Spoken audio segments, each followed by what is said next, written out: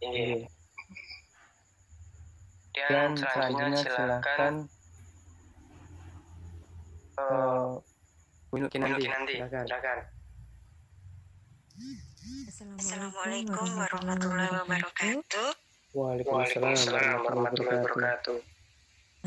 Terima kasih atas kesempatannya untuk saya memberikan kabar dari Pontianak. Alhamdulillah sehat, baik, dan cuacanya masih hujan. Insya Allah semuanya baik-baik aja dan siap menyimak siap nambah ilmu dan semangat terus. Dan bersyukur dan mengucapkan banyak terima kasih yang masih bisa ikut bergabung untuk tolabul ilmi di grup ini. Terima kasih banyak diperkenankannya kami untuk ikut bergabung menambah ilmu di Komunitas Korea ini. Terima kasih banyak Mas. Wassalamualaikum. Waalaikumsalam warahmatullahi wabarakatuh. Oke, alhamdulillah. Semoga istiqomah ilmu. Kemudian selanjutnya silakan Mas Faisal, silakan. Assalamualaikum warahmatullahi wabarakatuh. Waalaikumsalam warahmatullahi wabarakatuh. Kabarnya alhamdulillah sehat. Alhamdulillah. Kerjaan lancar.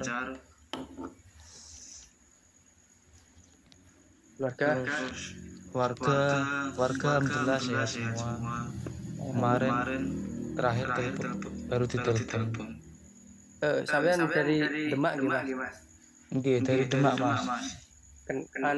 Banjir sampai tempat sampean boten. Gimana ngaji nih? Banjir kemarin. Oh, banjir. Itu Mas, kalau sawah kebanyakan memang gagal panen semua. Kalau rumahnya alhamdulillah enggak kebanjiran. Tapi sawahnya kena banjir. Iya, semua juga banjir, Mas. Mungkin diberi kesabaran ya. Hampir merata seluruh Demak waktu itu. Pas banjir ini. Iya. Sekarang udah aman belum, Mas? Sekarang udah surut, alhamdulillah. Alhamdulillah.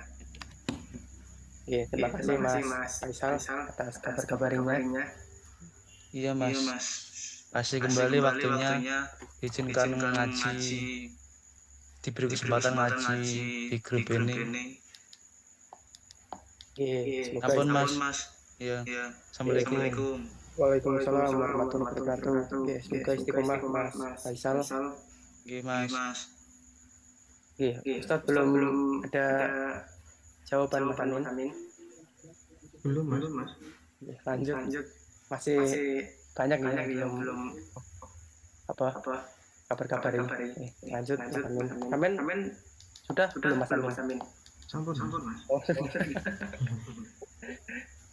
Oke. Kemudian silakan Pak Kasroni. Silakan Pak Kasroni.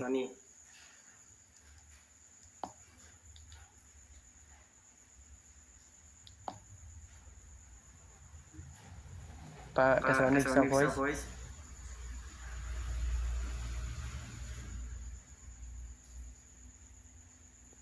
Oke, kalau belum bisa silakan Mas Yusuf Probeta, silakan.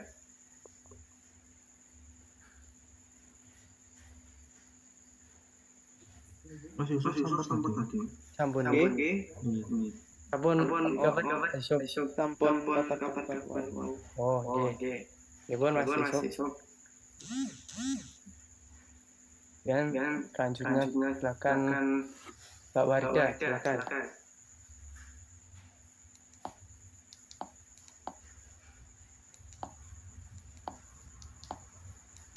Assalamualaikum warahmatullahi wabarakatuh. Alhamdulillah dari Indonesia bisa berkabar lagi. Kabar saya di Indonesia sehat, keluarga di rumah juga sehat. Semoga teman-teman yang di Korea juga sehat selalu. Ya, alhamdulillah sehat. Ini emang backgroundnya apa? Emang kayak gini, Pak? Oh itu background kalau kelas, jadi saya jadi mau takkan jadi ya mau dimaklumi mas. Dimaklumi kok Mbak. Kemudian sudah semua yang Samin. Oh, Bu Sutarti. Oke, silakan Bu Sutarti belum. Silakan Bu Sutarti.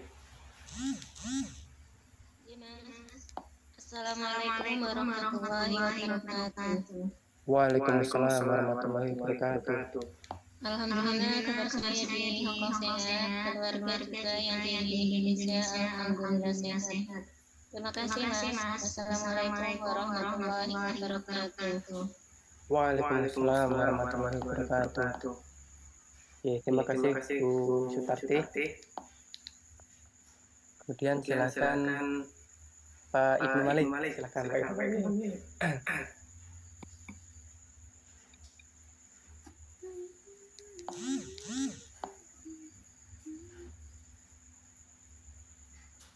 Assalamualaikum. Waalaikumsalam warahmatullahi wabarakatuh Pak Ibnu. Mohon Mas, saya barusan gabung. Ini acaranya di Kabar-kabari Pak Ibnu. Menyampaikan. Kabar-kabari alhamdulillah keluarga kami sehat. Di Lampung anak itu juga sehat. Untuk Maisa alhamdulillah lancar. Ngoten Mas. Nawi. Ini perkenalan apa belum? Mboten nggih. Namun kabar-kabari mawon. Kalau ahad malam sebelum kajian sambil menunggu tasawuf, kabar-kabari Pak Ibnu. Terima kasih Pak Ibnu atas kabarnya.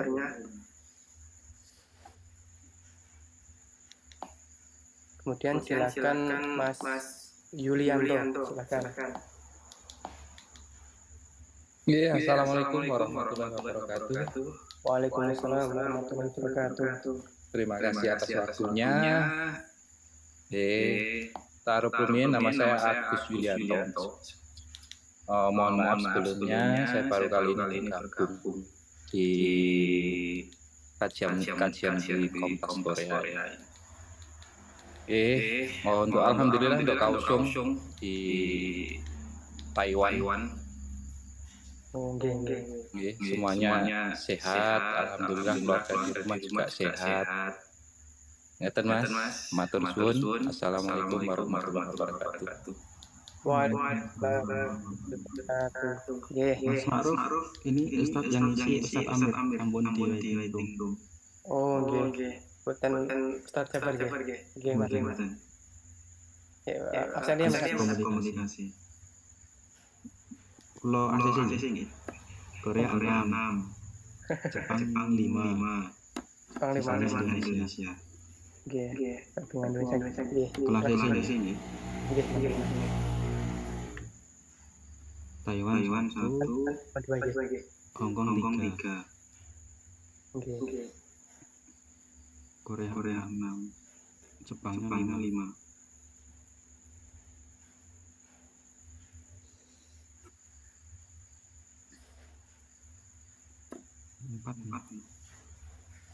Assalamualaikum warahmatullahi wabarakatuh, Ustaz Amir Husni.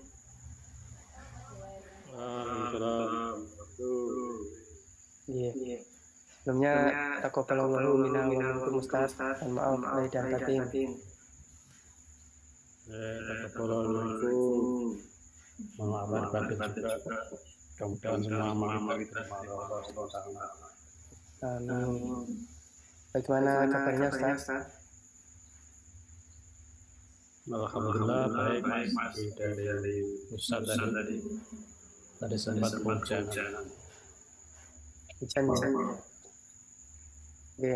Sebelum dimulai izin melaporkan yang sudah tergabung Ustaz. Silakan. Yang sudah tergabung ada 26 peserta. Dari Korea ada 6, dari Jepang ada 5, dari Taiwan ada 2, dari Hongkong ada 3, dari Qatar ada 1, dan selebihnya dari Indonesia. Dan ada izin satu dari Mas Nasiruddin, izin masuk kerja Ustaz. Insya Allah nanti sambil menyimak di YouTube. Ya, alhamdulillah.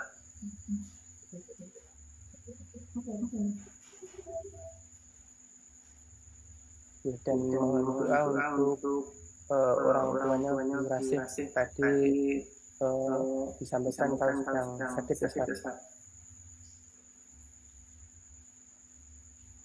Mari yang sakit-sakit kita doakan.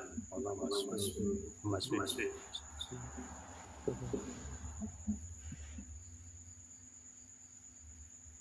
Selanjutnya mulai Ustaz.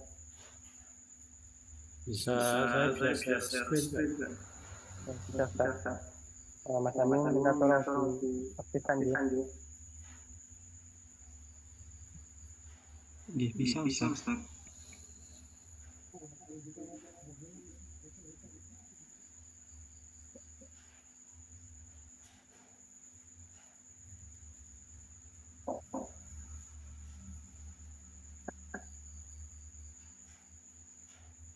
Bismillahirrahmanirrahim. Assalamualaikum warahmatullahi wabarakatuh. Alhamdulillahirrahmanirrahim. Asyhadu an la ilaha illallah wa la syarika lah wa asyhadu anna Muhammadan abduhu wa rasuluh. Allahumma shalli ala Muhammad wa ala alihi wa sahbihi ajmain. Sahabat-sahabat semua yang baik di luar negeri maupun dalam negeri ya. Alhamdulillah malam ini atas nikmat Allah Ta'ala kita bisa bertemu walaupun melalui dunia maya atau melalui Zoom meeting. Maka mari tidak lupa kita uruskan niat kita, tasyikurnya dan apa yang kita lakukan dan dicatat oleh Allah oleh malaikat di amal soleh kita. Kita waktu bersyukur bahwa kemarin Allah memberikan kepada kita kesempatan dan juga kenikmatan bisa bertemu Ramadan, dan juga tentunya ya semuanya sudah selesai ya, menyelesaikan ibadah Ramadan. Dengan berakhirnya Ramadan dan sekarang bulan Syawal, ya kita dari satu sisi bersyukur karena sudah selesai. Namun di sisi lain kita juga perlu menanyakan kita masing-masing, betulkah yang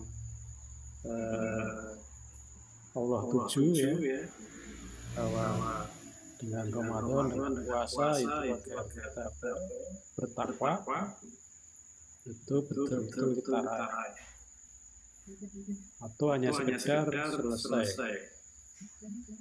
Maka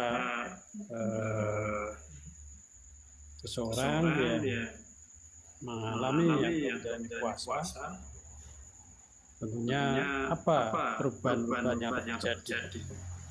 Kita perlu perhatikan kita masing-masing, perubahan apa yang terjadi sebelum Ramadan kemudian setelah Ramadan.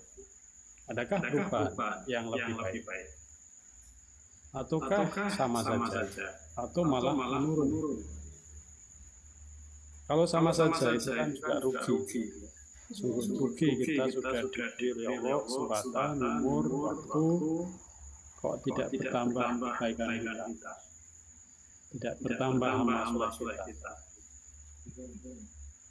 Akan lebih baik kalau punya ada perubahan karena yang lebih baik. Allah Ta'ala sudah membentangkan melalui makhluknya yang lain ya, memberikan contoh bagaimana seharusnya perubahan itu terjadi. Jalan melalui makhluknya yang lain yang namanya ulat. Bagaimana ulat itu kan ya waktu semasa jadi ulat kan makannya rakus ya, jadi musuh para petani, dan juga penampilannya pun menjijikkan, sehingga banyak wanita yang jinjo, yang geli dengan yang takut dengan ulat. Nah, tapi begitu ulat itu memasuki masa pompong, ya bertapa, tidak makan, ya bentuk kepompong, ya puasa sedemikian rupa. Nah, setelah selesai jadi kepompong, kemudian jadi kupu. Kupu-kupu itu semua orang senang, ya. Hampir semua orang makan. Dari warnanya, keindahannya, jadi dari orang-orang yang senang. Kemudian juga kupu-kupu itu memberi manfaat para petani, bagaimana membantu penyerbukan bunga dan seterusnya. Kemudian makannya pun kupu-kupu itu juga tentu tidak sembarangan. Banyak makan madu di situ. Itulah dia perubahan yang rupa dari yang semula menjadi sesuatu yang menjijikkan, menakutkan, merusak, dipandang mata pun juga tidak sedap, banyak merugikan itu.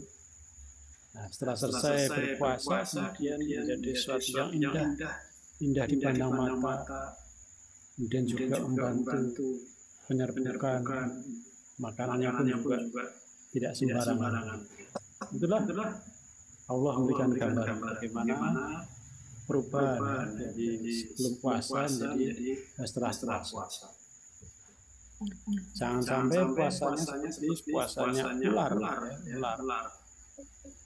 Ular itu kan kalau mau ganti kulit ya, itu kan juga berpuasa. Tapi karakter sifat dari ular sebelum berpuasa maupun sudah berpuasa itu tidak sama saja. Ya ular.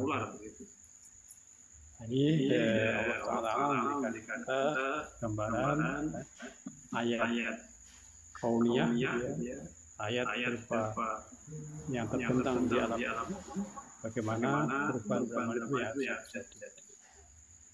Karena itu sahabat sekalian, lagi pas Ramadan ini bagaimana keadaan kita? Nah, dalam surat Al-Mu'minun ya, mulai ayat 67 sampai 61, mari masih bisa dibantu dibacakan.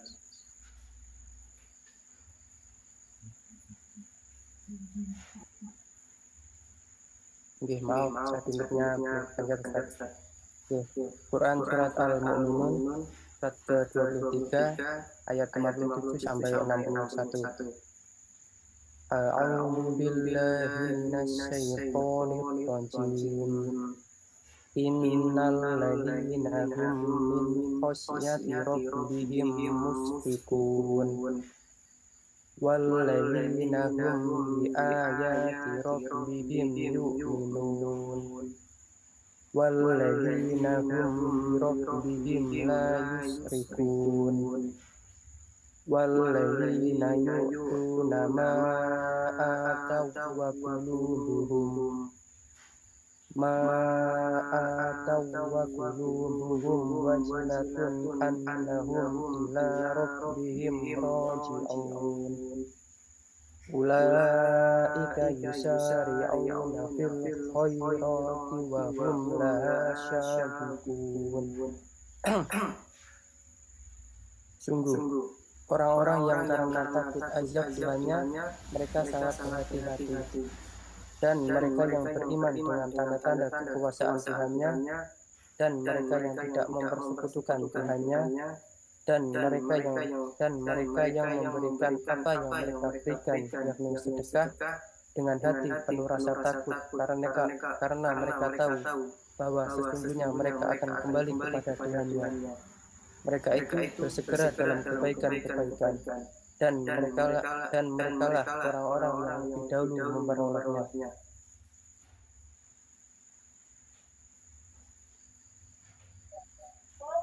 Ya, dalam ayat ini ya, yang ini Allah nasionalisme innalladzina hum khasyati rabbihim musyfiqun. Sebenarnya orang-orang berhati-hati karena takut akan ancaman mereka. Di orang-orang musyfik, harap-harap cemas begitu ya. Orang yang mengharapkan pertemuan dengan Allah. Orang yang melakukan itu, maka dia akan senantiasa berhati-hati, harap-harap cemas. Kemudian juga dia beriman. Walladzina hum bi ayati rabbihim yu'minun. Mereka betul-betul beriman, yakin dengan ayat-ayat Allah. Dan juga sebagai bentuk keyakinannya, bentuk rasa takutnya, maka dia juga tidak mensekan Allah. La yusyriku, tidak menentukan sesuatu pun. Maka dia berusaha untuk bagaimana betul-betul lurus akidah. Kemudian juga diwujudkan alladzina yu'minuna ma qulubuhum wasilatun annahum ila rabbihim raji'un. Sebagai bentuk keyakinan kepada Allah, kemudian hanya semata-mata karena Allah, juga dia menafkahkan hartanya, memberikan sebagian rezeki yang Allah berikan. Nah, mereka itu semua adalah untuk bagaimana mendapatkan kebaikan. Dan mereka telah orang-orang yang segera mengenal. Nah, dalam apa menanggapi ayat ini, dalam satu riwayat hadis Tirmidzi disebutkan bahwa Ibunda Aisyah radhiyallahu anha berkata, aku bertanya kepada Rasulullah SAW tentang ayat ini. Aku yakni Aisyah radhiyallahu anha berkata, apakah mereka adalah orang-orang yang komer, berzina dan mencuri? Beliau SAW menjawab, tidak, wahai putri Asidin. Kan tapi mereka adalah orang-orang yang berpuasa, sholat, bersedekah, dan mereka takut amal mereka tidak diterima oleh Allah. Mereka itulah orang-orang yang segera untuk mendapatkan kebaikan. Jadi ayat tadi adalah menyangkut orang-orang yang melakukan amal, bukan perbuatan berupa puasa, sholat, dan sedekah. Bukan orang yang mencuri.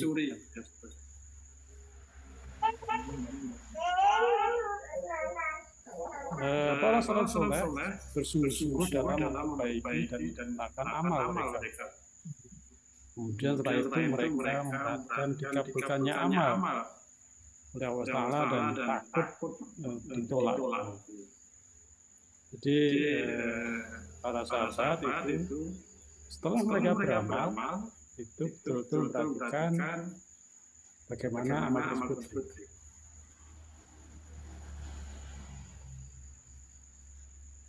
Sahabat Ali pernah berkata, mereka lebih memperhatikan dikabulkannya amal daripada amal tersebut.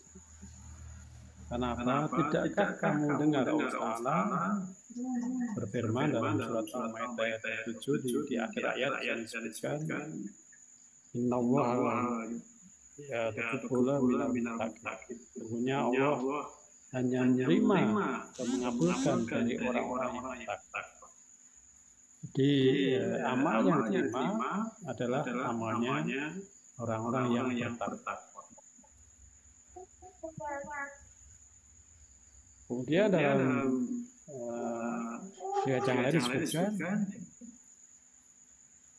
sekiranya aku mengetahui bahwa amalku ada yang dikabulkan sekecil jisamu, hal itu lebih aku sukai daripada dunia sia-sia. Karena apa? Karena Allah berfirman tadi, Innallaha yataqabbalu minal muttaqin. Kemudian Malik bin Dinar menyatakan takut akan tidak dikabulkannya amal adalah lebih berat daripada amal itu sendiri. Jadi sahabat betul-betul dalam setelah beramal tidak begitu saja kemudian ya sudah, yang penting selesai. Yang penting kemarin Ramadannya selesai, puasanya selesai, yang mulainya juga penuh begitu. Kemudian tadarus Al-Qur'annya juga ada khatam gitu. Tapi setelah Ramadan kemudian hilang lagi, hilang semua. Ini ada istilah, jangan-jangan kemarin kita dalam Ramadan itu bukan karena lillah, tapi karena li Ramadan. Karena Ramadan kita semangat gitu ya. Tapi setelah Ramadan kita kembali lagi seperti semula. Maka Abdul Aziz telah menyampaikan, aku menjumpai mereka yang para salaf soleh bersungguh-sungguh dalam beramal. Apabila telah mengerjakannya, mereka ditimpa kegelisahan apakah amal mereka dikabulkan ataukah tidak. Umar bin Abdul Aziz pada wilayah itu berkata dalam khutbahnya, wahai manusia, sesungguhnya kamu telah berpuasa karena Allah selama 30 hari, dan kamu sholat tarawih selama 30 hari pula. Dan hari ini kamu keluar untuk meminta Allah kepada Allah agar dikabulkan amal. Sebagian dari orang-orang dahulu kita, mereka tampak bersedih. Ini adalah hari kesenangan bergembira. Dia menjawab, kamu benar, kan tapi aku adalah seorang hamba yang diperintah oleh Allah oleh Tuhanku untuk beramal karena, dan aku tidak tahu apakah dia menyebutkan amalku atau tidak. Ini jadi para pendahulu kita, orang-orang yang jamin oleh Allah surga sabiqun awalun. Bagaimana dalam surat Al-Baqarah itu mereka selesai beramal tidak begitu kemudian pesta pora, mungkin Jawa itu butuh lebaran, lebar semua, tapi betul-betul memperhatikan apakah amalnya diterima oleh Allah. Bagaimana agar amal dipatuhkan? Dalam surat Al-Kahfi 110, secara Allah sebutkan bahwa siapa yang mengharap perjumpaan dengan Allah, maka hendaklah mengerjakan amal soleh dan jangan disebutkan seorang pun dalam beribadah kepada. Maka salah satu syaratnya bahwa agar amal yang kita kerjakan adalah diterima oleh Allah, dikabulkan oleh Allah. Yang pertama adalah ikhlas karena Allah semata, kemudian yang kedua adalah Rasulullah.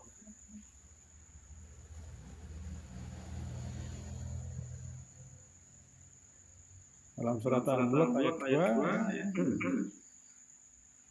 Allah berfirman bahwa Allah menjadikan mati dan hidup itu adalah untuk menguji kita.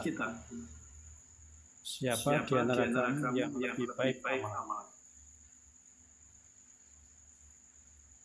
Nah, dalam tafsir disebutkan yang dimaksud dengan siapa di antara kamu yang baik amalnya adalah orang-orang yang ikhlas, yaitu orang yang ikhlas karena Allah dan mengikuti sunnah Rasulullah SAW. Jadi Allah menjadikan hidup dan mati adalah ujian untuk kita semua. Siapa yang betul-betul beramal yang diterima oleh Allah, yaitu amal yang mengikhlaskan Allah dan ittiba Rasul.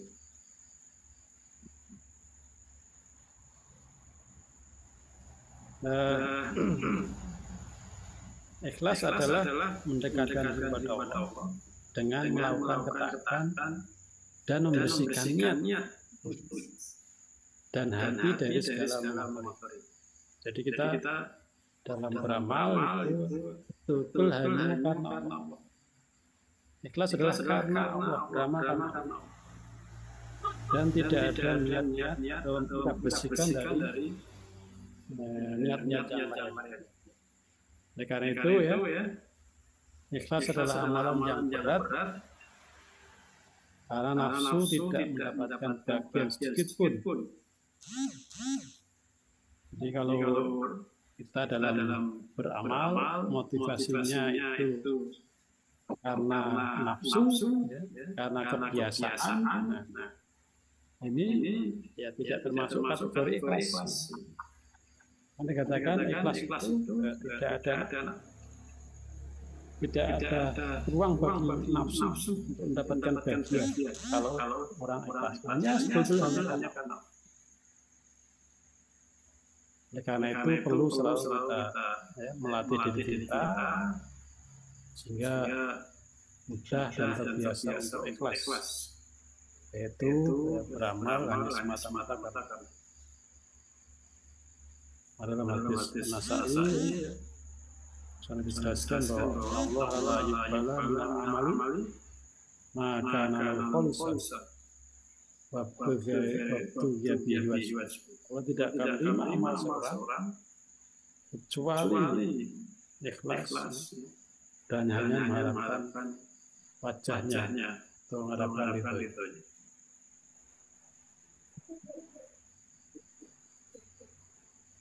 Seorang hamba tidak akan bisa selamat dari godaan setan kecuali orang-orang yang ikhlas. Sebagaimana dalam surah Shot ya, ayat 82 sampai 83, coba Mas dibaca. Quran surat ke-38 ayat 82 dan 83. A'udzu billahi minasyaitonir rajim. Qala fa bi'izzatika la'ughwiyannahum ajma'in illa 'ibadaka minhumul mukhlasin.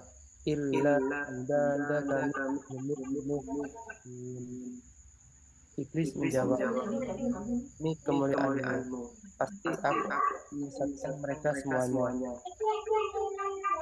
Yang terpilih di antara mereka.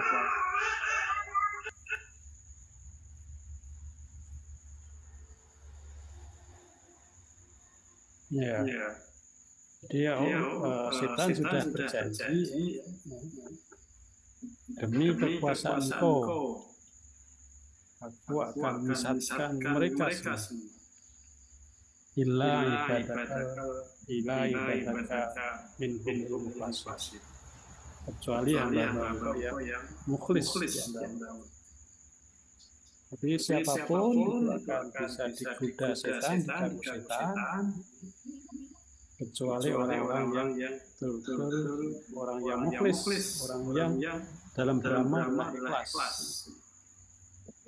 Siapapun kalau dia beramal ikhlas, beramal hanya semata-mata Allah, maka tidak akan bisa dibelokkan oleh siapapun, oleh apapun.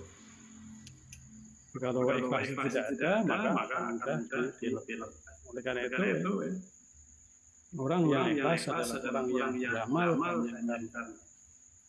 dan mengharapkan kebahagiaan abadi yang akhirat. Artinya bersih dari niat-niat lain yang mengotorinya.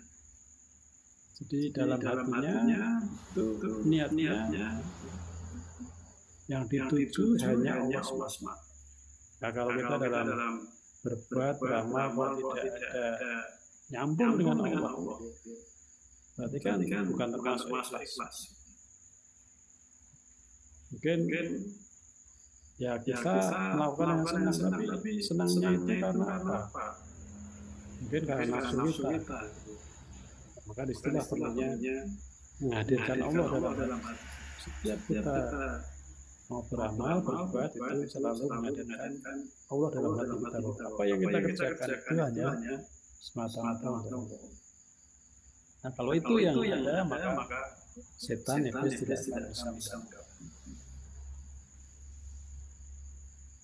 Berkata Ya'qub rahimahullah, orang yang ikhlas adalah orang yang menyembunyikan kebaikan sebagaimana ia menyembunyikan kebaikan. Jadi orang ikhlas itu tidak ingin diketahui oleh orang lain, tidak mudah-mudah ingin diketahui, maka dia tidak ingin didengar, apalagi ingin dipuji dan sebagainya.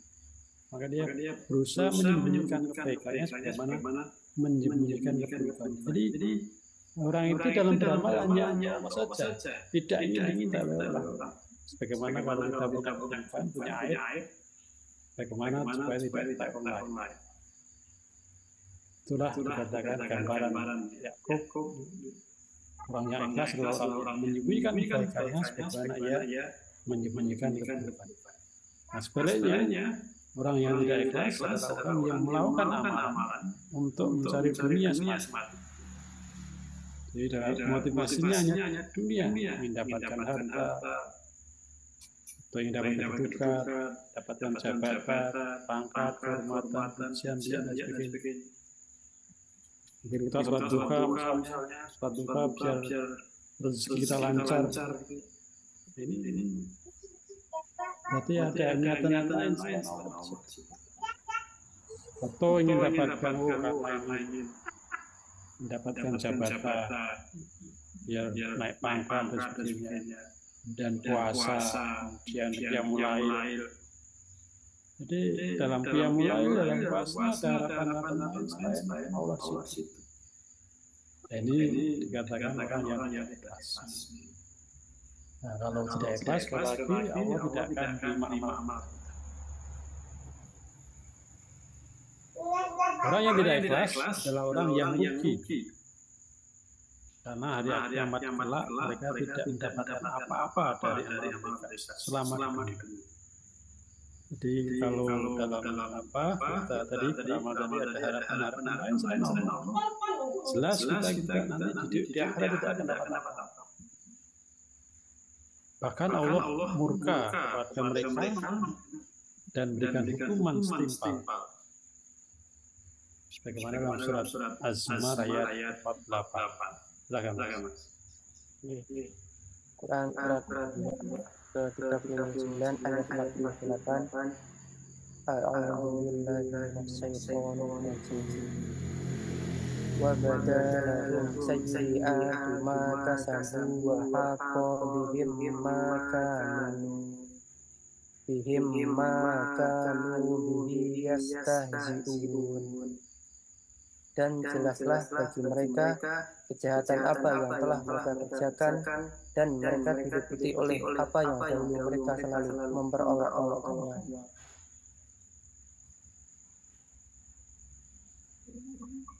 Ya, jadi waktu di dunianya itu mereka memperolok, maka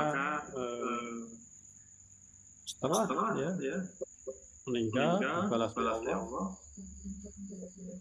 maka mereka diliputi oleh apa yang mereka dulu lakukan. Dulu nggak percaya, tidak yakin dan sebagainya, maka begitu nanti dia tahu betul akibat, maka amalnya itu seperti tidak ada apa-apa. Maka dalam Al-Furqan itu kan, dan kami hadapi segala amal mereka kerjakan, lalu kami jadikan amal itu bagaikan debu yang menyimpang. Jadi amal yang mereka lakukan semuanya nggak berguna. Maka jangan sampai kita merasa sudah banyak beramal, tapi ternyata Allah tidak terima. Karena ada niatan-niatan lain selain Allah. Karena kalau tidak ikhlas, tidak hanya semata-mata karena Allah, nanti pun amal yang sudah dilakukan itu tidak akan berguna. Maka Allah jadikan amal itu bagikan debu yang menyimpang. Itu adalah syarat pertama. Apa yang kita lakukan itu harus betul-betul ikhlas. Kemudian yang syarat kedua adalah ittiba Rasul. Semua kegiatan, semua ibadah, semua aktivitas semuanya harus sesuai dengan syariat, sesuai dengan ajaran Islam. Nah, khususnya kalau ibadah khos gitu ya, ibadah khos itu jelas paten gitu ya. Nah, kemudian kalau ibadah am tentunya tergantung juga kondisi ya. Kalau masalah dunia itu kan antum a'lamu bi dunia, kamu lebih mengetahui tentang dunia. Maka selama tidak bertentangan dengan yang Rasulullah, Allah dan Rasul turunkan, maka walaupun bentuknya dalam bentuk adalah aktivitas dunia, gitu ya, maka akan jadi amal soleh. Maka orang yang beramal bukan karena Allah tidak sesuai dengan yang Rasul tuntunkan, maka akan ditolak. Man amila amalan laisa lahu fawwaru. Barang siapa yang melakukan suatu amalan yang tidak ada ajarannya dari kami, maka amalnya akan ditolak. Dan khususnya yang ibadatan itu ya. Barang siapa yang mengadakan perkara baru dalam agama yang tidak ada ajarannya, maka dia ditolak. Berkata Ibnu Rajab rahimahullah, hadis ini adalah salah satu prinsip agung atau usul dari prinsip Islam dan merupakan parameter amal perbuatan yang lahir atau terlihat, sebagaimana hadis innamal a'malu binniyat. Hadis innamal a'malu binniyat ini adalah parameter amal yang tidak terlihat. Jadi niat itu kan dalam hati. Maka sebagaimana seluruh amal perbuatan yang tidak dimaksudkan untuk mencari ridha Allah, maka pelakunya tidak mendapatkan pahala. Maka dengan pula halnya segala amal perbuatan yang tidak atas dasar perintah Allah dan Rasulnya juga tertolak dari pelaku. Siapa saja yang menciptakan hal baru dalam agama yang tidak diizinkan oleh Allah dan Rasulnya, maka bukanlah termasuk perkara agama. Beliau berkata pula bahwa man di atas adalah barang siapa yang beramal, barang siapa yang amalnya keluar dari syariat dan tidak terikat dengannya, maka tertolak. Maka jelas sekali ya, bahwa kita dalam beramal itu hendaknya satu adalah niat ikhlas karena Allah, dan yang kedua sesuai dengan syariat Islam ittiba Rasul.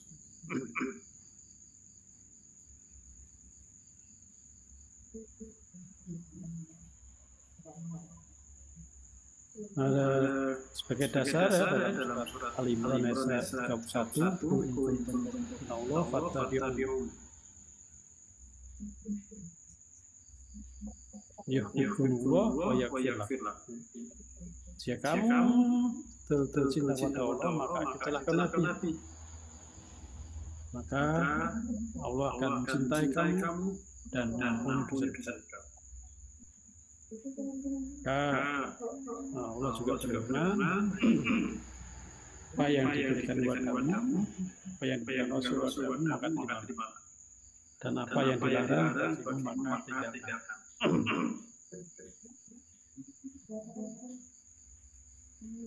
Maka dalam Al-Ahzab 36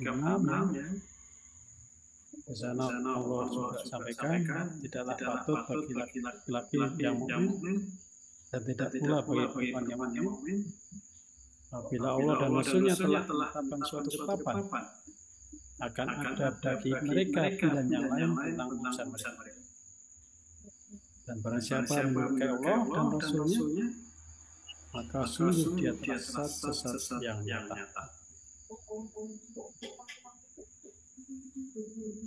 Karena itu khususnya dalam hal ibadah. Rasulullah bersabda, hati-hatilah kalian dengan perkara-perkara baru dalam agama, karena semua perkara baru atau bid'ah dalam agama adalah sesat. Nah, jadi dua hal yang pokok bahwa amal kita diterima Allah tidak kalau memenuhi dua syarat. Pertama adalah niat ikhlas karena Allah, dan yang kedua ittiba. Maka kita tadi sudah selesai, alhamdulillah selesai melaksanakan Ramadan, selesai menjalankan puasa selama bulan penuh. Kemarin kita sudah dikondisikan ya mulai amalan-amalan sunnah, dan juga mungkin kita banyak sedekah. Nah, malam-malam yang kita laksanakan Ramadan kemarin kira-kira diterima oleh Allah atau tidak.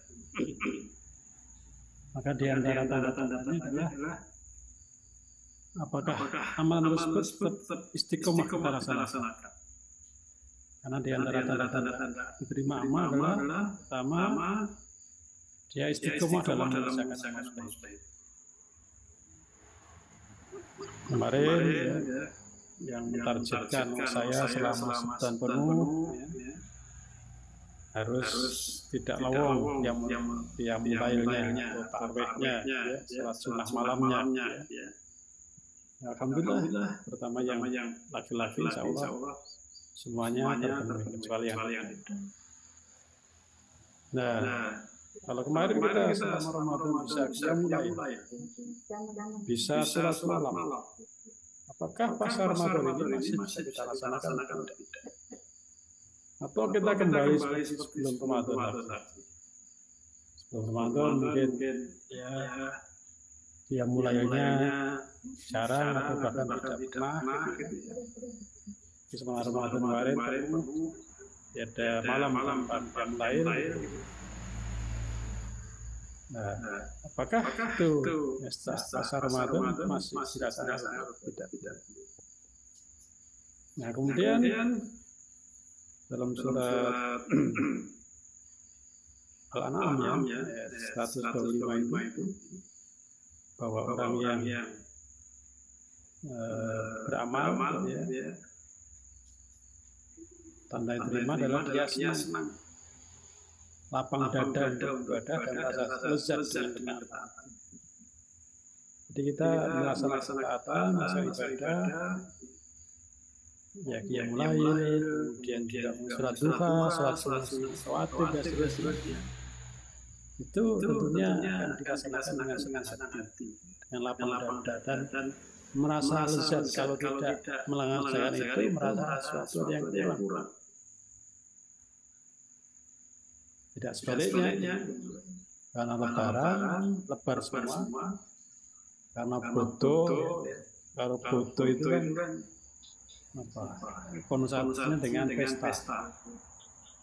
Jadi orang bodoh itu kan kayak balas dendam. Sebulan sebelumnya nggak boleh makan, hari begitu bodoh udah makan sebanyak-banyaknya, makan ya tanpa perhitungan, haji mumpung dan seterusnya. Artinya orang yang diterima amal tadi, malam-malam yang sudah dilaksanakan Ramadan itu mana istiqomah dilaksanakan dengan senang. Kemudian tanda berikutnya adalah taubat dari dosa-dosa yang lalu. Salah satu karakter orang bertakwa adalah banyak mengampun berdoa. Dalam surat Az-Zariyat ayat 17 ya. Surat Az-Zariyat ayat 17 akan disebutkan ya, salah satu karakter orang bertakwa adalah a'udzubillahi minasyaitonir rajim wa bil ashari hum yastaghfirun. Pada waktu sahur di akhir malam dia banyak mohon ampun. Kemudian juga dalam surat Al-Imran itu kan juga walladzina idza fa'alu fahisatan aw dzalamu anfusahum dzakarullaha fastaghfiru lidzunubihim. Orang yang bertakwa itu apabila mengerjakan fahisah, perbuatan keji, aw dzalamu anfusahum, atau menganiaya diri sendiri, menzalimi dirinya sendiri, zakarullah, maka dia segera ingat pada fastaghfiru dan mohon ampun pada. Jadi orang bertakwa bukan berarti orang yang bebas dari dosa, tapi orang bertakwa adalah orang yang maka dia segera mohon ampun pada, segera mohon ampun pada. Maka malam harinya, di akhir malamnya senantiasa mohon ampun pada Allah. Segera taubat, ya. Maka di situ untuk bisa mohon ampun pada Allah, untuk bisa bertaubat tentunya harus ada pengakuan. Mengaku merasa bahwa dirinya punya dosa. Selama kita tidak merasa punya dosa, mungkin kita akan bertaubat, mana mungkin kita akan mohon pada Allah.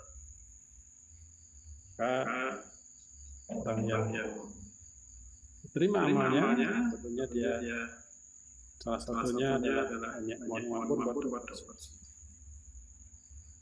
Kemudian juga takut namanya tidak diterima, sebagaimana para sahabat tadi, para salafus soleh, orang-orang yang dijamin oleh Allah masuk surga, mereka musyrik, sakit, harap-harap cemas, jangan-jangan main dan terima. Maka dia berusaha terus bagaimana agar amalnya diterima. Setiap yang dilakukan adalah selalu tadi diniatkan hanya semata-mata betul selalu tasihun niat.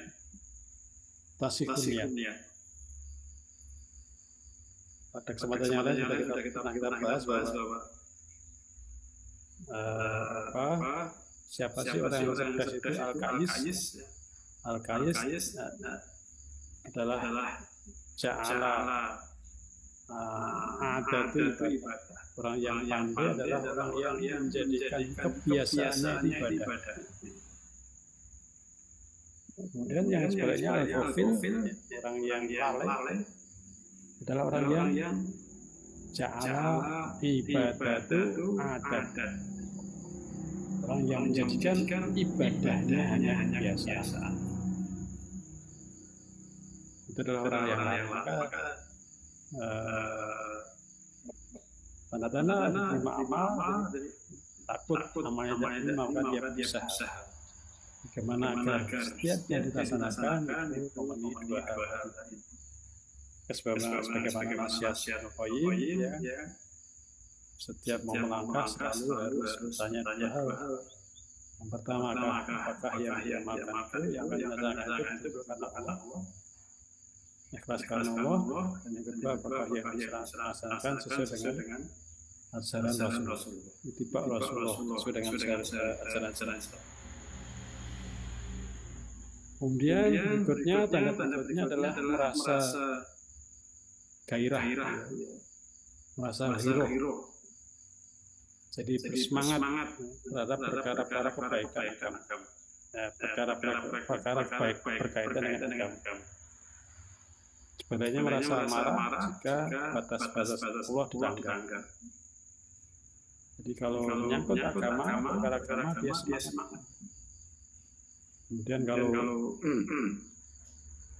batas-batas Allah dilanggar, maka dia ada rasa bela di situ. Kemudian tanda berikutnya adalah menjaga sholat, karena ia adalah raja kepada istiqomah. Di antara karakter orang yang beriman, maka dia memperhatikan sholat, menjaga sholatnya. Menjaga sholat dalam hal ini baik dari sisi kualitas maupun kuantitas. Kualitas adalah dilihat dari khusyuk dan tidaknya.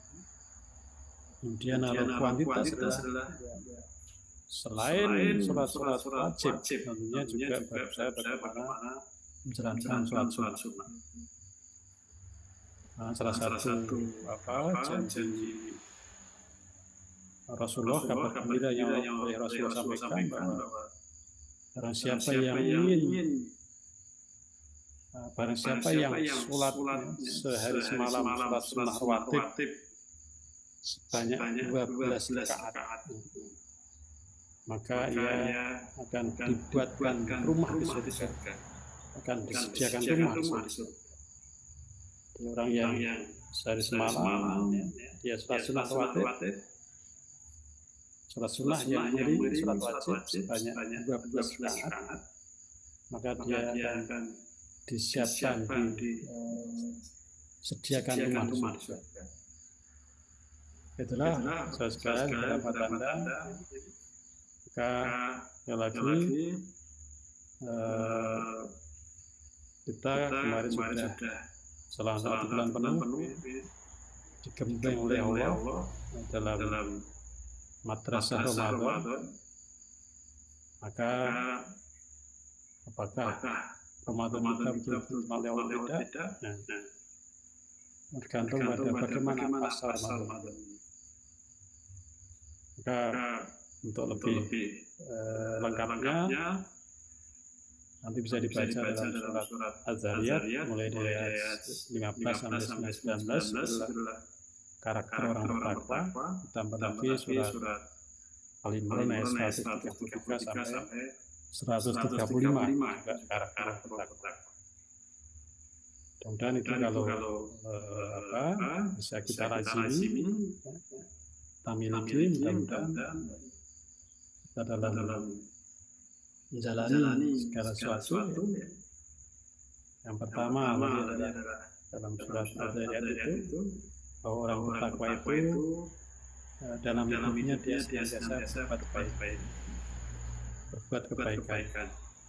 Yang namanya kebaikan tentunya tadi harus memenuhi 2 hal tadi. Niatkan ikhlas karena Allah dan sesuai dengan ajaran Islam atau etika Rasul. Dan juga malam harinya kamu qalilan minal laili orang yang bertakwa itu malam harinya digunakan untuk beribadah. Jadi orang yang bertakwa dalam tafsir itu disebutkan mereka tidak pernah atau sangat kecil sekali meninggalkan yang namanya qiyamul lail. Tidak melewatkan malam-malamnya tanpa sholat malam. Kemudian di akhir malamnya banyak muana-muana. Maka kalau ya di akhir malam atau pertengahan tengah malam, sepertiga akhir malam, bisa bangun ibadah kepada Allah, kemudian akhir malamnya muana-muana kepada Allah. Itulah di antara karakter orang bertakwa. Kemudian dalam hartanya wa fi amwalihim lisa'il mahrum. Hartanya ya gunakan, ya tunaikan, ya berikan pada orang miskin, baik yang meminta maupun yang tidak meminta. Kemudian juga mereka menginfakkan hartanya yang fikuna fis-sarra wa dharra. Menafkahkan hartanya dalam keadaan lapang maupun susah. Kemudian juga bagaimana bisa mengelola amarah. Kenapa kita kadang marah? Salah satunya karena dalam kita berbuat itu tidak kita tujukan bahwa saya melakukan ini adalah mendapatkan itu. Karena tidak ada dalam hati kita kontak niat Allah itu, ya akhirnya yang menanggung nafsu kita. Kemudian wa'afina anas, orang bertakwa itu maaf dia, tidak dendam. Dan tadi juga banyak memohon kepada Allah dan juga banyak melakukan kebaikan. Itulah buat sekalian, sekali lagi mari kita betul karakter orang bertakwa itu. Kalau kita ingin digolongkan oleh Allah orang yang bertakwa, tentunya harus berupaya bagaimana karakter itu ada pada kita. Jangan sampai kita merasa wah sudah selesai, itu kan sunnah, amalan sunnah ada sudah. Kalau karakter orang bertakwa itu tidak ada pada kita. Nah, apakah pantas kita dimasukkan orang bertakwa? Dari Allah tidak akan menerima amal. Innallaha yataqabbalu minal muttaqin. Sebenarnya Allah yang menerima amal orang-orang yang bertakwa. Mudah-mudahan dengan tadi ayat tadi sekali lagi kita perhatikan pada kita untuk mengoreksi diri kita perubahan apa yang terjadi, apakah sebelum Ramadan mungkin kita cara yang mulai selama Ramadan dibiasakan dikondisikan yang lain, apakah itu tetap kita jalankan pasal Ramadan ini adalah dengan perbuatan lain, amalan yang lain dalam kondisi ibadah, puasa itu dari pagi subuh sampai malam itu dalam kondisi ibadah. Kesadaran dalam kondisi ibadah itu apakah selalu kita jaga sehingga apa-apa yang kita lakukan betul-betul dari atensi amal sudah kita. Ya, demikian masa dan sekalian. Mudah-mudahan bisa mengingatkan kita semua, termasuk saya sendiri. Silahkan kalau ada yang mau didiskusikan. Terima kasih.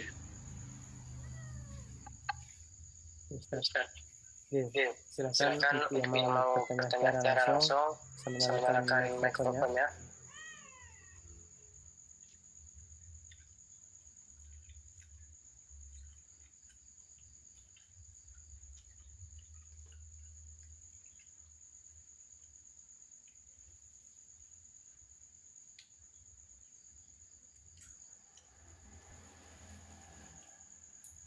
Terima kasih.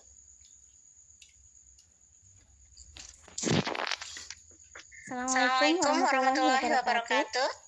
Waalaikumsalam. Ya Ustadz, terima kasih atas kesempatannya.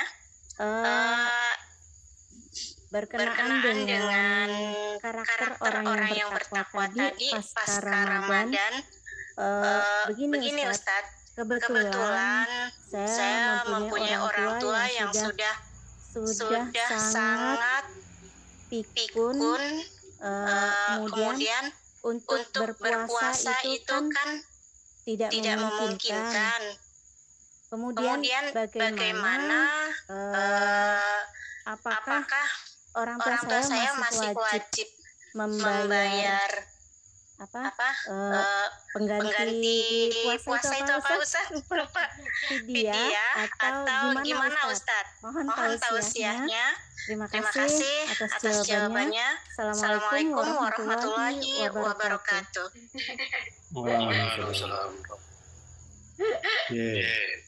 Jadi kan orang Islam itu kan wajib berpuasa. Kalau dia orang beriman wajib berpuasa.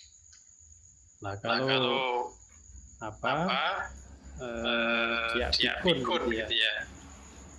Pikun. Nah, pikun ini kadang kan harusnya puasa mungkin lupa gitu ya. Nah, ini pikun ini berarti kan penyakit ini. Penyakit. Jadi dia samakan atau disetarakan dengan orang sakit yang tidak sembuh sakit menaun, maka ya sebaiknya bayar fidyah. Jadi kalau ada orang tua kita sudah pikun, puasanya bolong-bolong, mungkin bolong-bolongnya itu bukan karena nggak kuat puasa, tapi kayak namanya pikun gitu ya. Kayak anak kecil ya. Oh, ini puasa toh. Jadi nyatanya tidak ingat bahwa ini sedang puasa. Jadi karena lapar langsung makan. Nah ini kalau kondisinya pikun berarti kan tadi disamakan atau disetarakan dengan orang yang sakit menaun. Sebaiknya ya tadi dibayarkan fidyah. Yang bayar fidyah siapa? Ya yang anak-anaknya. Kalau anaknya mampu. Maka ini sebaiknya tadi berapa hari orang tua kita tidak puasa tadi ya. Karena pikun tadi itu dibayarkan fidyah. Itu berhasil. Baik Ustaz, terima kasih atas jawabannya. Iya, sama-sama. Iya, kasih. Silahkan diulangi nanti. Assalamualaikum warahmatullahi wabarakatuh, Ustaz.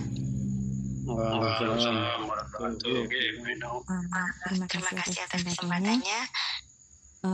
Seperti yang telah diuraikan Ustaz di muka tadi, bahwa kesimpulannya dalam beribadah kita harus takut kepada Allah.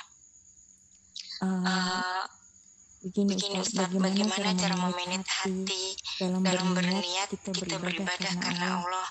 Kalau kadang-kadang memang timbul perasaan takut gitu, takut apakah diterima atau enggak, tadi sempurna atau enggak ibadah kita, terutama dalam sholat kadang-kadang kita pikiran kita enggak fokus, kita ngerambiang kemana-mana gitu, jadi kadang-kadang kita ragu gitu. Kadang-kadang perasaan takut itu selalu hadir, dan itu justru membuat kita jadi nggak tenang gitu, Ustaz. Di sisi lain, kadang-kadang misalnya kita udah merasa lega, kita udah beramal, kita udah infak, kita udah berpuasa bulan Ramadan full gitu. Kadang-kadang kita merasa lega, seolah-olah perasaan kita untuk menyenangkan diri saya sendiri itu insya Allah diterima, insya Allah amalan saya nggak menyimpang kok. Ini seolah kontradiksi gitu, Ustaz. Di hati kita gimana untuk menimbulkan ketenangan dalam diri kita, di sisi lain juga kita tidak menyimpang dari ketetapan Allah bahwa kita harus selalu takut. Ini bagaimana nih Ustaz? Mohon tausiahnya Ustaz. Ya, tadi takut tidak diterima ya. Bukan takut khawatir tadi gitu ya. Jadi orang yang terima salah sulit tadi kan memperhatikan diterimanya amal itu sama beratnya dengan berbuat amal sendiri. Jadi tadi kan bahasanya ya berkata amal benar ya, takut akan tidak dikabulkan amal terlebih daripada amal itu sendiri. Jadi sahabat itu dalam beramal itu berusaha ya. Bagaimana agar amal itu diterima oleh Allah. Maka nasihat Ibnu Qayyim itu kan beliau memberikan nasihat setiap kita mau berbuat, setiap kita mau melakukan aktivitas, hendaklah bertanya dua hal. Yang pertama, apakah yang kita lakukan itu betul-betul hanya untuk Allah? Dan yang kedua, apakah yang kita lakukan itu adalah tiba Rasulullah? Dua hal itu harus ditanyakan dulu. Selama dua hal itu jawabannya ya, maka laksanakan. Itu sebagai bentuk untuk memperhatikan bagaimana agar amal yang kita laksanakan diterima oleh Allah. Maka tadi kan dikatakan para sahabat itu memperhatikan takut akan tidak diterimanya amal adalah berbeda daripada amal itu sendiri. Sehingga dalam setiap berbuat tadi selalu pasang niat, meluruskan niat, tasihkan niat. Nah, kenapa kita dalam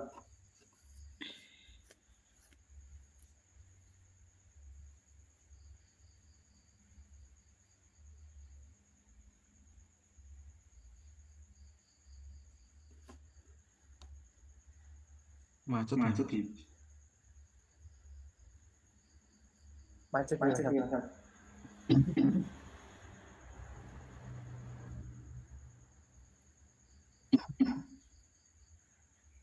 benar-benar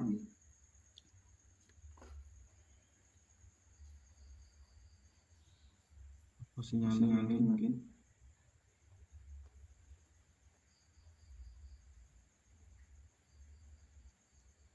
Iya, mau tunggu sebentar ya, karena mungkin jaringannya di Ustaz belum stabil, jadi macet ya.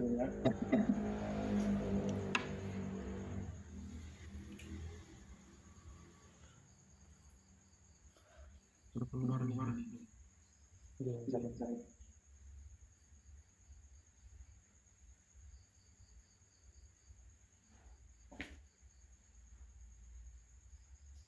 Oh, laptopnya tahu-tahu restart otomatis. Laptopnya Ustaz masalahnya. Enggak. Iya. Mau tunggu sebentar mungkin karena laptopnya Ustaz ini restart sendiri. Minta update. Lama mau tunggu update.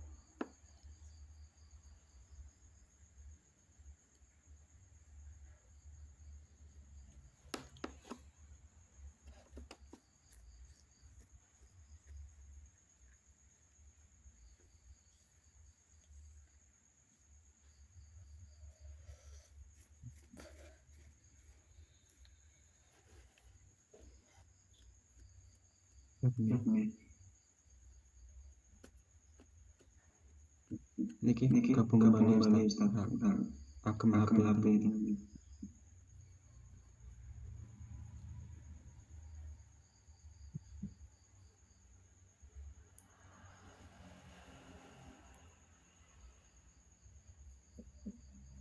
Oke, mohon maaf. Restart laptopnya. Ini laptop saya masih update. Ya, tadi Bu Nino jadi secara prinsip ya, bagaimana agar amal kita terima itu kan dua hal. Satu, kita niat ikhlas karena Allah. Jadi dalam hati kita itu ada kontak harapan hanya Allah. Yang sering jadi kendala itu kan kita sholat ya, karena tidak menghadirkan Allah, tidak niatkan diri untuk Allah, akhirnya sholat kita ya kemana-mana, geram-geram. Nah itu biasanya karena diawali pada waktu kita sholat itu tidak meniatkan diri bahwa saya sholat ini mendapatkan itu hanya untuk Allah.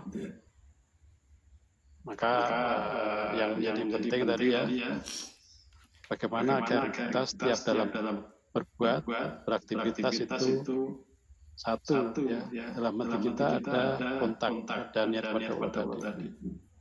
Dan apa yang kita lakukan itu adalah sesuai dengan ajaran Islam tadi. Selama dua itu selalu kita laksanakan, insya Allah itu akan dari sarana untuk dikabulkannya amal.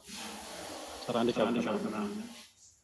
Nah, yang kadang mungkin kalau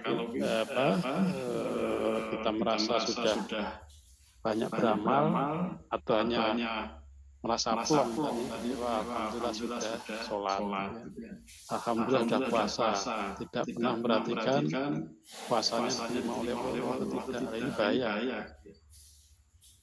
Maka yang kita lakukan ini jadi masalah kita tidak pernah kita kubis ya, ini jangan-jangan nanti kita termasuk orang yang menyesal. Kita merasa banyak beramal, tapi oleh Allah enggak dihitung. Ini kan sangat bahaya. Bagaimana dalam hadis kan ada 3 orang ya, satu adalah orang wali syahid, yang kedua adalah orang alim, yang ketiga adalah dermawan. Secara lahiriah oleh malaikat pun dicatat sebagai ahli surga.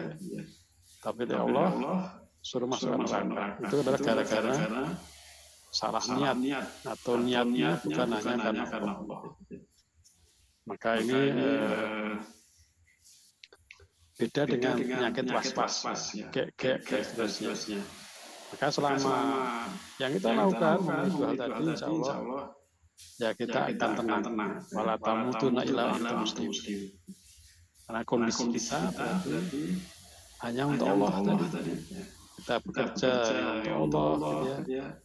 Kita tidur pun hanya untuk Allah. Sehingga walaupun dia tidur itu adalah ibadah, mau menjadi amal soleh. Walaupun punya bekerja itu tidak amal soleh. Maka yang penting adalah bagaimana apa yang kita lakukan itu memenuhi dua tadi. Mungkin begitu Bu Lina.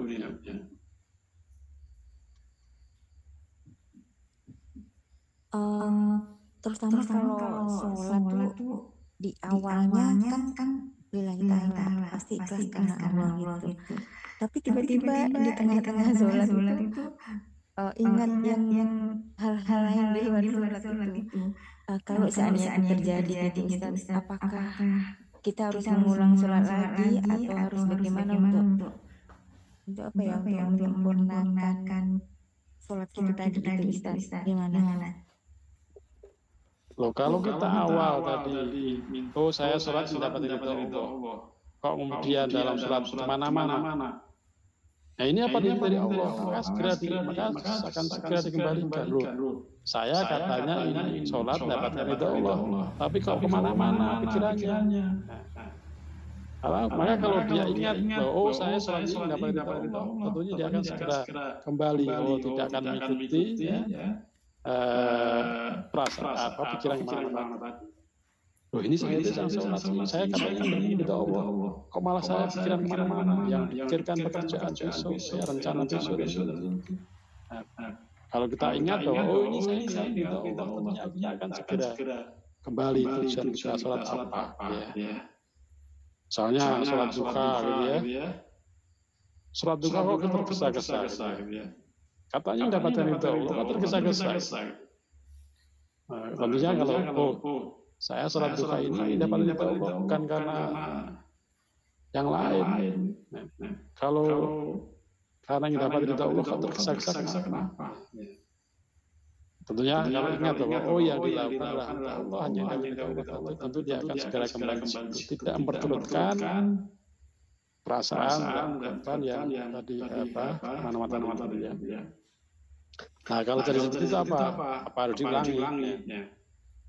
Ya, maka perhatian besoknya lagi kalau kita katakanlah sholat duha tadi gitu ya. Sholat duha kan bisa aja 2 rakaat, 4 rakaat, bahkan 8 rakaat. Maka ya kalau katakanlah tadi yang 2 rakaat pertama tadi mungkin ada pikiran kemana-mana atau tergesa-gesa, jangan tergesa-gesa, kembalikan fokus lagi bahwa apa yang kita lakukan hanya dapat ridho Allah, maka jangan sampai kemana-mana. Jadi tidak ada misalnya sholat duhur gitu ya, wah tapi kok pikiran saya kemana-mana, kemudian apa harus diulangi? Nggak ada sekali seperti itu ya. Maka yang perlu diwaspadai kan katanya untuk Allah kok dapat ridho Allah masih kemana-mana. Jangan-jangan kita tidak betul-betul pasangannya Tuhan Allah. Jadi kalau kita kembali pada niat bahwa yang dapat ridho Allah, insya Allah kita akan ke sana, akan konsentrasi. Gitu Bu. Oh iya. Tapi gimana ya? Sering terjadi gitu Ustaz. Terus gini Ustaz, kalau seandainya kita mendidik anak itu udah terbalik, udah berulang kali kita kasih pengertian, udah berulang kali kita ingatkan tentang kewajiban beragama, perintah-perintah untuk menjalankan perintah Allah itu, terutama masalah sholat dan menghindari suatu perbuatan yang gak ada manfaatnya gitu. Kadang-kadang kita sampai emosi gitu Ustaz. Gimana ya? Apakah itu dibenarkan seandainya kita mendidik anak sampai emosi gitu, ataukah kalau seandainya dia udah berulang kali kita nasihatkan tapi dia tidak nurut udah kita doakan aja tapi tidak usah emosi gitu. gimana ya Ustaz cara menasihati dan mendidik anak yang baik itu selalu berulang lagi gitu kan lama-lama kita juga kesel juga Ustaz. Nah, gimana ya Ustaz, apakah harus emosi atau ya udah cukup sekali doa diingatkan gitu lagi udah biarin aja kita doakan aja gitu, apakah harus begitu Ustaz? Ya, coba Ibu perhatikan ya, kalau sampai emosi itu kira-kira karena Allah, motivasinya karena Allah atau bukan?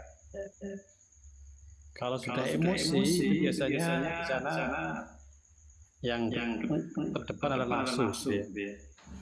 Nafsu. Kenapa kok sampai emosi gitu ya? Jangan-jangan Karno ini nggak ikut saya gitu ya. Nggak mau dengan saya. Padahal kan ya hati anak kita itu juga di genggaman Allah. Semua yang mengatur Allah. Semua dalam kekuasaan Allah. Jadi kalau kita sudah muncul emosi itu biasanya tadi sudah kita kadang nanti nafsu ya. Maka apa yang kita lakukan karena siapa, dorongannya siapa? Dorongannya karena kata Allah ataukah karena nafsu kita? Kewajiban kita adalah menasihati, menyampaikan. Nah, yang memberi petunjuk atau tidak itu kan Allah. Maka ini ya tidak hanya ibu saja, rata-rata semua orang tua juga menghadapi seperti itu ya. Jadi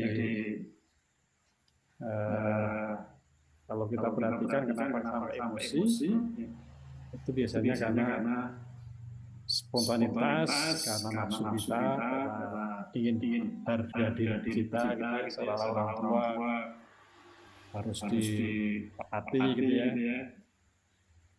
Jadi yang harus taat kan orang adalah yang harus taat kan anak yang mengharuskan itu adalah Allah, bukan kita. Sehingga sebagai orang tua kewajibannya seperti apa yang digunakan semaksimalnya. Nah, mudah-mudahan ya dengan kesabaran kita itu insya Allah ada nilai insya Allah. Gitu Bu. Oh, jadi artinya kita nggak usah memaksakan anak untuk apa ya mentaati kita gitu ya Ustaz ya, walaupun dia belum sepenuhnya menjalankan perintah Allah ya kok udah yang penting udah kita sampaikan gitu aja Ustaz ya, jadi nggak perlu dipaksain gitu ya. Memaksa dengan menasihati dengan menunjukkan beda. Wah kamu harus Iya. Ya jadi kita perintah Allah adalah menyampaikan ini perintah Allah seperti ini, perintah Rasul seperti ini bukan perintah orang tua. Ini bukan perintah ibu. Jadi ini saya menyampaikan bahwa Allah merintahkan seperti ini. Allah merintahkan sholat, ya Rasulullah merintahkan sholat. Jadi itu adalah perintah Allah dan Rasul, bukan perintah saya. Maka kewajiban kita adalah tadi menyampaikan itu. Oh kok belum ya diingatkan, sampaikan. Nah, kalau kita sudah memaksakan harus, kamu harus ikut saya. Kalau enggak, ya mungkin didikan lain untuk apa tadi? Karena kenapa kita katakan diancam itu karena Allah, diri kita gitu. Kok ini anak saya kok dinasihati dengan halus kok mau gitu ya. Apa sekali harus dikerasi jadi gitu. Nah itu mungkin saja yang tahu persis adalah masing-masing. Jadi sekali lagi dalam kita tadi nasihati hendaklah kita sadari itu karena ingin mendapatkan balasan dari Allah. hanya semata-mata karena insya Allah itu akan ya emosi kita akan datang. Kita boleh. Oh iya, makasih banyak Ustaz. Assalamualaikum. Waalaikumsalam. Terima kasih atas pertanyaannya Nino. Dan ada satu pertanyaan insya Allah akan disampaikan ke depan karena waktunya belum cukup. Sebelum diakhiri, izin melaporkan yang sudah terupload dari Facebook ada 13, dari YouTube ada 21, dan dari Zoom ada 26 Ustaz. Dan ada salam juga dari Ustadz Abdurrahman Suparno buat teman-teman semua yang mengikuti kajian ini. Waalaikumsalam.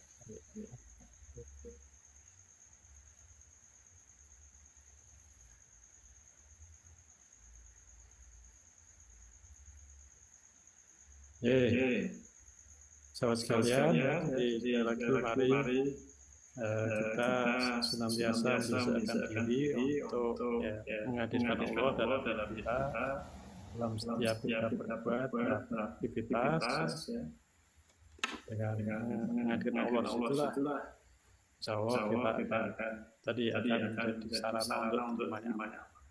Kemudian juga apa yang sudah kita laksanakan Ramadan bagaimana kita istiqomah. Jangan sampai karena lebaran semuanya lebar, semuanya bubar. Maka tentunya harus ada peningkatan, terutama ada peningkatan kedekatan kepada Allah. Dari setiap kita melangkah bagaimana selalu dinaikkan untuk Allah. Mudah-mudahan seperti itu, mudah-mudahan kita selalu melaksanakan seperti itu, sehingga kita menaati bagaimana Allah berfirman, "Walatuna ila muslim." Dan sekali-kali kita mengakhiri hidup kita kecuali dalam keadaan pasrah pada Allah. Nah demikian kurang-kurang. Assalamualaikum warahmatullahi wabarakatuh. Waalaikumsalam warahmatullahi wabarakatuh. Terima kasih Ustaz untuk materinya pada malam hari ini, dan buat semuanya baik yang di Facebook, YouTube maupun di Zoom. Kami dari Komunitas Sampai Korea mengucapkan taqabbalallahu minna wa minkum. Mohon maaf lahir dan batin, banyak salahnya dari kami, baik lisan maupun perbuatan kami minta maaf. Dan untuk kajian malam hari ini insya Allah cukup sampai sekian dari kami dan teman-teman yang bertugas di layar. Selanjutnya kami minta maaf, kami akhiri. Wabillahi taufiq wal hidayah. Assalamualaikum warahmatullahi wabarakatuh. Waalaikumsalam warahmatullahi wabarakatuh.